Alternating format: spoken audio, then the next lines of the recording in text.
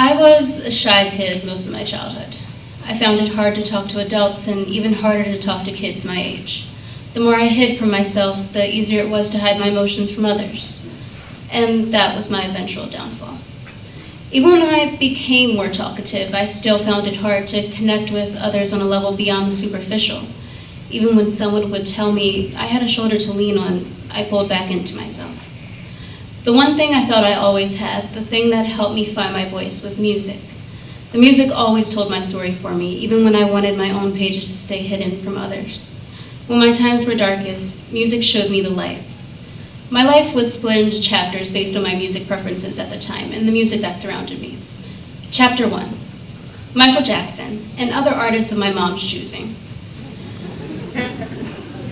I only have a few vivid memories from this chapter in my life, and they are as follows. 1, going trick-or-treating in a Cinderella costume in preschool, or my older brother's high school.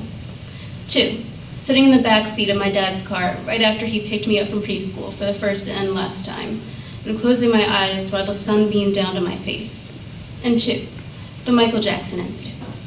The Michael Jackson incident was nothing special, and I doubt it had any impact on my mom at all. My mom and I had just gotten in the car after she picked me up from preschool, and as she turned on the radio, Michael Jackson's Bad was going off. I immediately asked her to rewind it using the buttons on the car, but she patiently explained to me that it could not be rewound, seeing as it was playing on the radio. I stubbornly asked her to do it anyway, and when she pressed the button, I was quickly filled with the disappointment to hear the host of the radio show talking. From that moment until the next chapter of my life, I was hooked on the King of Pop and whatever CD of his I could get my hands on. This started my weekly dancing performances in my living room. It was mandatory attendance for my mom and sometimes my mom's friends too.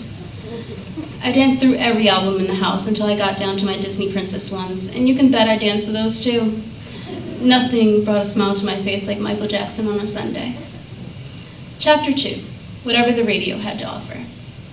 By elementary school, I realized that to stay sane and remain unbothered by others, I had to pretend I was like the others and lose myself. The music I listened to was nothing like the music I once loved, but I longed for conformity. I made friends, but none close enough to matter. In November of my first year of middle school, I was tripped and cracked my front tooth on the right side in half, this one. No one wants their teeth cracked, and for some reason my teeth were everything to me. I'd hoped to die with all my teeth sparkling white and perfectly healthy, but now my teeth would never be as perfect as I imagined. My self-esteem crumbled, and to this day I rarely smile with all my teeth exposed, even though it was fixed. I just can't help but think of the dangling dagger that remained in my mouth after the accident. Still, nothing made me grin like Michael on a Sunday.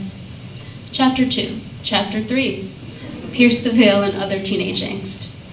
I hope that once I reached high school, my self-esteem issues would vanish and all my problems would magically disappear. They did exactly the opposite of what I wanted. I'd never felt so disgusted with my body, and this feeling carried over into other aspects of my life. I couldn't see the point in turning in work because there was no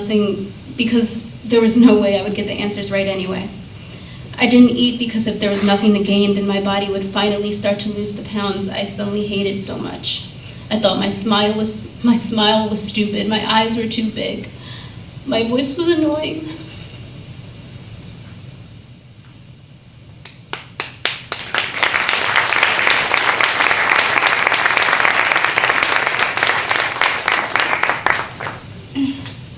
My eyebrows were too thick. I would practice my smile, and when it still came out wrong, I adopted a closed lip one. But around this time, I wasn't smiling much anyway. All of these thoughts were running through my head the summer before 9th grade, and if I'm being honest with myself, it started way back in 7th. I lost myself to the thoughts and eventually only spewed negative comments and a stinky attitude. Even though I had great people on my side, big moments in my life still felt like nothing. My high school graduation that I'd been looking forward to since kindergarten felt like nothing. My last high school play that I was a star felt like nothing. and all the college acceptance letters that I had been looking forward to since the beginning of senior year fell to the wayside. The music kept me afloat, barely, but nothing made me happy, not even Michael on a Sunday. Chapter 4, Frank Ocean and Friends.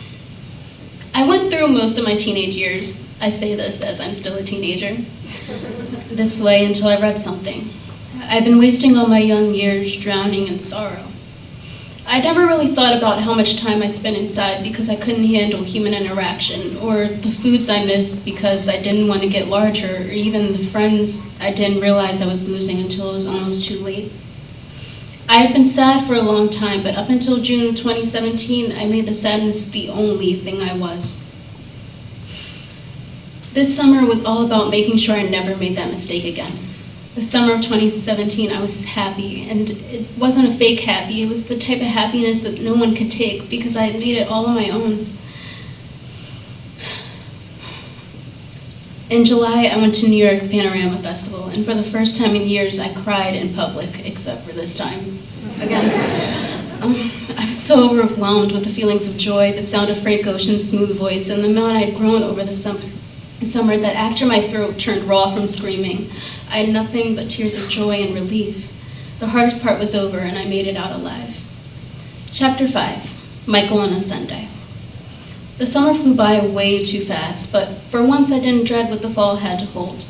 I moved into my college housing and have now been settled in for a few months. One day, while I was alone in my room and had my playlist going, I heard the familiar voice of Michael Jackson, and for the first time in years, I danced to Michael on a Sunday.